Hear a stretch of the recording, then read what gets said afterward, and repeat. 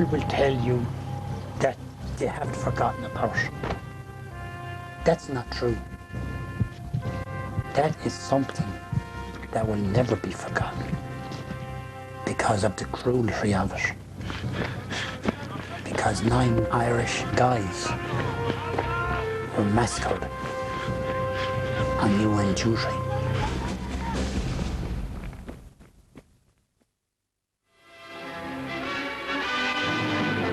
Violence and chaos in the Congo. Barely 11 days after official independence from Belgium, Congolese troops mutiny and began a wave of attacks and looting throughout the far-flung sectors of the former colony. The former Belgian Congo faces civil war. In the heart of Africa, a country is divided. The mineral-rich province of Katanga, ruled by the Belgian-supported President Niemba, battles for independence. As law and order break down, Belgian colonial settlers are attacked. And by July, United Nations peacekeeping troops are on the ground. Soldiers from the Irish Army are part of the early contingent. The Defence Forces launch the speedy formation of 2 battalions. They leave Ireland under a fanfare of excitement as over 200,000 people turn out to bid them farewell. The excitement and the thrill that was going through people's heads then, I'd say, was hard to describe. This was a big adventure at the time, like, you know. We were going where nobody had been before from this country, like, you know. And we were going to fly, most of us, for the first time in our life, like, you know. It was a great adventure, and everyone was happy to go. I mean, we were only kind of a backward country at that particular time. In fact, we went to the Congo, put us on the map. It is a first for Ireland and a first for 3 Irish foot soldiers. This is their story and the story of the Niemba ambush.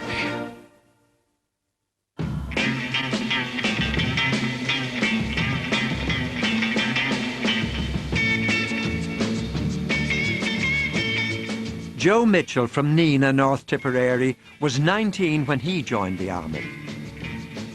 I was working in a factory and I seen this bloke one day in uniform. So I said, hey, let's give this a shot. And I joined the army in 1959, Surface Barracks. A year later, and Joe found himself on the way to the Congo. Parading through the jubilant crowds in Limerick, he was unaware of the dangers that lay ahead. That time, the nation just knew the army soldier as a guy in the street had seen him passing by or going home in uniform at 5 o'clock in the evening, or whatever, that type of thing. But to see us that day, you know, our gear, we'd never seen that. That was the first time like that they ever seen anything like it, even in Limerick. That was something else. That was something else, that was, yeah. Brilliant. It's now or never. Come hold me tight. Kiss me. While on leave, Michael Colton from Dublin got a phone call with orders to immediately report back to barracks to join the 33rd Battalion on the way to the Congo. No one knew the real situation there at the time, like, you know. At the time, ours was a rush job. I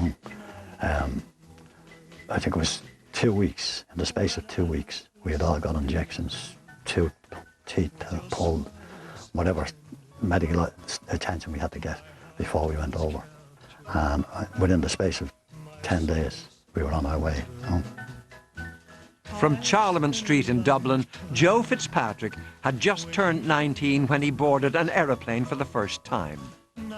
And I remember we went out to Baldonnel and the front of the plane opened up and the trucks drove on and off, which was wonderful really and magnificent to see it. And when we got on the plane, we got onto all these kind of parachutes straps, but none of us had ever jumped. We were never in a helicopter, we were never in a plane before. So, yes, that was the first experience that we got. Just kind of walked over to the plane and we boarded. There is an isle.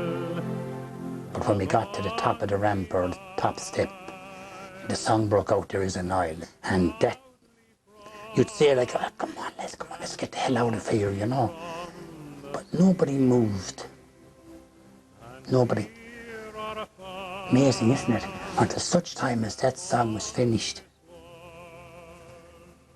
And then the boys began to move, and you know, you got a clap from the people. You know, amazing, isn't it? The Irish soldiers came together from all walks of life, all parts of the country. Actually, the people that you were with, the Irish person, the fella beside me on the plane was from Cork. Another fella on the left was Tipperary, and they had a kind of a different accent from your own. So you couldn't really kind of communicate with your own even.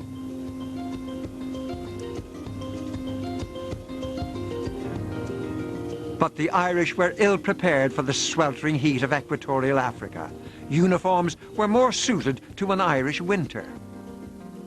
Being in bull's wool. Bull's wool means like there's a pig cap, a woolly grey back shirt, a jacket buttoned up to your neck, pants with leggings and boots. Just picture that in your own mind in relation to the sweltering heat that when we came down into the tarmac, that hit us. I was checked for me top button being open. Button myself up at 5 o'clock in the morning, intense heat. I was told to close the top button on my tunic and not be making a show of us. Of course, this was done by someone who was walking around with short sleeves. If we were off duty, we wore our pyjamas. And I think it must have been 4 or 5 weeks before we actually got overseas uniforms. When Michael Colton arrived in Katanga, it wasn't long till the Irish soldiers felt the tensions on the ground. I think the first realisation of the situation was we arrived on a Saturday, and like all the good Catholics we were at the time, we were paraded to Mass the following morning to the local church, and we carried no weapons going to Mass. When we arrived at the church, there was about 5 or 6 men outside the church with shotguns and sidearms, and practically all the women inside also had sidearms. So we realised here we were, not a pay shooter between the whole lot of us, you know, and we realised the situation must be bad in a place like this, like, you know. Meanwhile, in Belgium and in African countries bordering on the Congo, refugees are pouring in with harrowing tales of violence and of hasty flight. At least 10 Europeans were reported killed in a weekend of violence, with armed clashes in the key cities of Elizabethville, Stanleyville. There was a lot of killings and rape by both the gendarme, the army at the time over there, and the Baduba tribes. Like, you know, a lot of people were killed. A lot of nuns were killed over there at that time. And we sort of put up a bit of protection for them, like, you know. But it went on for a long time, like, you know. As the Irish soldiers got on with their peacekeeping duties, they soon built up a good rapport with the Congolese. Some of the Congolese, like, they would come in every morning and they would sell their wares, their mingies it was called. That's the word. Mingies would mean bows and arrows or something like that, or food or cigarettes or pictures or whatever, or books, whatever they had. We got to know quite a few of them, like, you know, and they were very badly off, most of them, and we used to give them some food just to keep them happy, and began to learn their language and talk to them in their own language and all that, like, you know. You know, you'd go out in the morning, no matter who you'd see walking along the road, they'd shout at you, Yambo, and you'd shout, Yambo Sana. And the Yambo was greeting, hello. Because of that, people became complacent, like, you know. But the atmosphere soon changed, and a new word was to enter the Irish vocabulary. The word was Baluba. The Baluba tribe of northern Katanga were opposed to President Tshombe and the independence of Katanga from the Congo. Ghettoized in camps, the Baluba lived in fear of Katangese troops led by Belgian mercenaries. At 1 o'clock in the afternoon of the 8th of November 1960, an 11-man Irish patrol left the village of Niemba in 2 vehicles. They were sent out to repair a bridge outside Niemba. The Baluba had destroyed the bridge the previous day to stop Katangan troops entering their territory. Private Joe Fitzpatrick was on that patrol. We went down towards this bridge at Niemba, which is a big crater in the bridge. The bridge was broke down. Lieutenant Gleeson and Sergeant Gaynor got out of the front pickup truck, and somebody roared out Balubas. Now, it was my first time out there in that area, so naturally it was curiosity to put out my head and see what they were like. And I saw a man on the road with a leopard skin hat and a leopard skin waistcoat going down his knees, and he had a bow and arrow and no shoes. Once you see the Balubas of northern Katanga wearing the leopard skins and the headgear and the war paint, then that's a battle. People will die. The 11-man patrol were soon surrounded by more than 100 Baluba tribesmen. Their vehicles at the bridge had not been turned around for easy getaway, and the 2 Bren guns were left unmanned. The Baluba approached, armed with arrows, knives and spears and clubs. The only chance for the Irish soldiers was to negotiate. Now, Lieutenant Gleeson was said to us not to fire because he had a mandate from the UN that we were only on police duty and that we couldn't fire unless the enemy fired at us first. So as we went forward a couple of paces, Lieutenant Gleeson put up his hand and spoke to these people, Jambo. He got an arrow right through his arm. He came back and he got down on one knee and he was in a forward position, and he told us to withdraw into the bush. Under a shower of arrows, the Irish soldiers ran for cover with the Balubas in pursuit.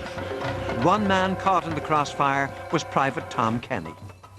He ran for cover with 2 arrows in his thigh. In 1979, he spoke of his experience. I carried on as fast as I could go, with the orders, every man for himself. And I was bleeding vigorously at this stage, and I couldn't go much further.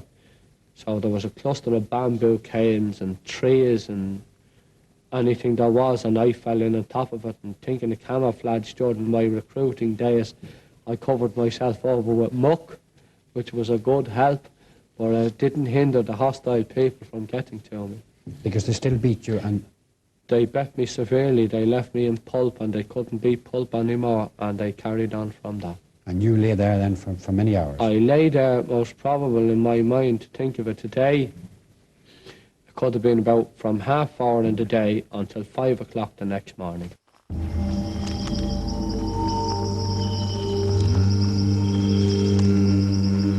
There was this swamp in front of me with white lilies in it. And I remember going through the swamp and kneeling down at the other side. But I couldn't really see anything because it was all elven grass. But you heard an awful lot of cursing and swearing and everything like that. And you saw these people walking around with, like they were like Apache Indians with the bands around their heads and their bows and arrows. So I was with there for some time anyway, and then there was a big group got behind this hedgerow that I was in. And they roared 3 times like a football match. And the diarrhea ran out of me, and the sweat ran off from my fingernails.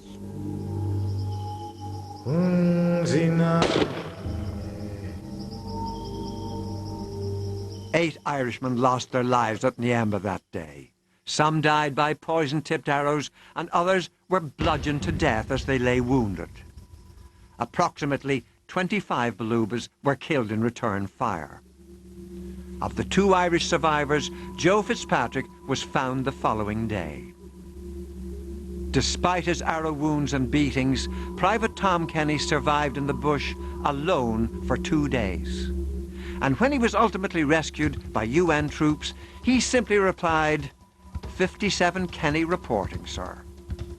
However, there was one body not found at Niemba. Initially listed missing presumed dead, the search party failed to find Trooper Anthony Brown. That was the, I suppose, most horrible, saddest time that we had in the Congo. It's unbelievable that grown men, a tear could come to their eyes when they seen what they seen scattered around the ground in Niemba.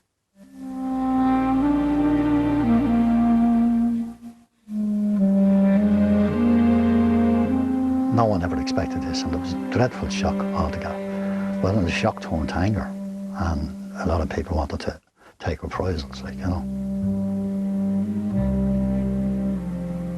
The reaction was, look lads, hey, let's go get them. Into the jungle, into the bush, let's go get them. That was human nature. Headquarter company got the wind of it, or, you know, got a message. And they sent out a circular the next morning. There was no such as retaliation. And we had to go collect the recover the bodies and do our UN job. And that's the way it was done. For Michael Colton, the tragedy at Niemba was compounded when news came from home that his newborn baby had died. Edward was his name. He was only 5 months old when he died. When I was going out, he was only 3 months old, or 2 months old. You know? And apparently he got pneumonia, and bronchial pneumonia, and died from it, like, you know. And, you can imagine the situation my wife was in when I wasn't there to assist her in any way. And this is why they were trying to get me home. And unfortunately, people had to be killed before I could get home, like, you know. Michael Colton wanted to be with his family. He took on a role escorting the dead Irish soldiers back to Ireland. We were on a DC-3 aircraft with an American crew. All the seats taken out except 6. That was for the escort. I actually had to do the cooking on the plane. I was nominated to do the bit of grub, like, you know, going home. But when we were landing or taking off, the stench was unbelievable. Even though they were in those type of coffin, it was unbelievable, and that has lived with me for my whole life. Like, you know.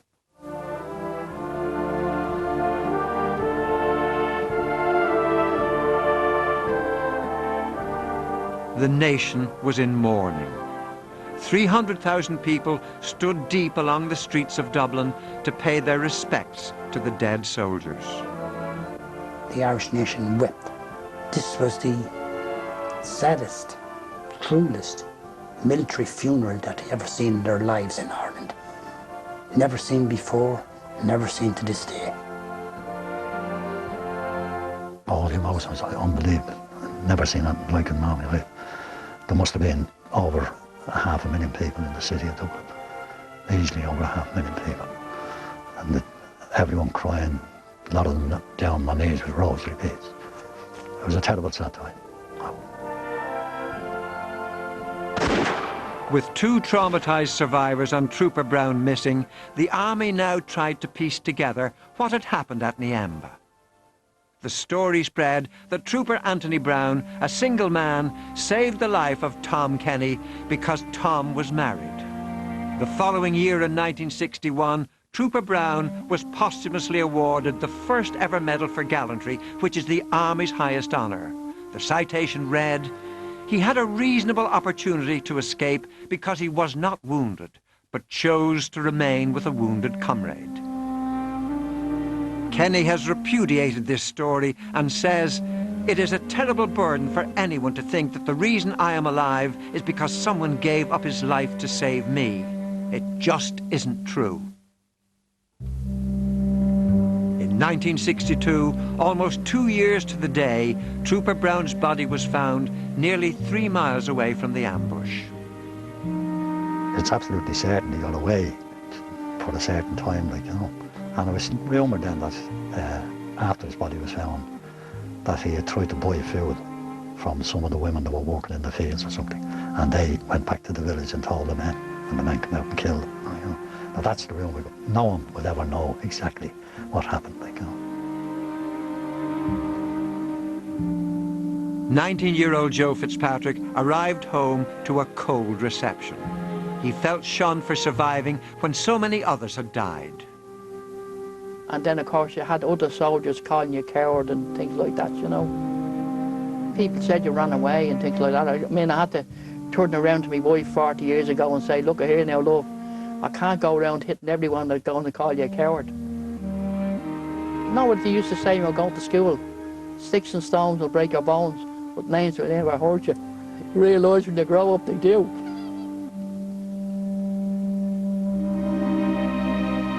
For over 40 years, Fitzpatrick campaigned for a Medal of Recognition from the Army, and in 2007, he was awarded a Medallion of Honour. They gave me a great turnout. I mean, what did they do here? They gave me the plaque, and they gave me the Medallion of Honour. What they've done was, the big brass in the army apologised. They accepted me back into the army family again. They gave me back my family's good name. And they gave me the Medallion of Honour that if anyone wanted to call me a coward, I had this to prove them wrong. So it was a great day. For many, the Congo experience has left a deep wound, a wound that never heals, as the memories still live with them today. I don't know whether it affects me as badly as some of the others, but I do at times wake up screaming in the night, you know. And my wife is always giving out about it, like, you know. But it does happen to me now and again. People suffered flashbacks, nightmares, sweats. I often remember myself sitting up in the bed roaring and shouting at some time in the morning and the sweat pouring over me. I don't remember what I was saying, I don't remember what I was even doing, let alone that. That hits you like that. Afterwards, when you went back and thought about it, like, it was a terrible experience, like, you know, just wanted to get out your rosy beads and say your prayers, like, you know. And then for years afterwards, you suffered from post-traumatic stress, a thing that wasn't even in the English dictionary at the time. You know, you'd have the pollutants coming in the windows and coming in the doors, and you'd be hiding under the bed and, stop it. 9 Irish UN peacekeeping soldiers met their brutal death in the Congo in 1960. From one incident, the Niemba ambush remains the greatest loss of life in Irish military history. These guys should always be remembered, memorialised and honoured. Yesterday, today, tomorrow and forever.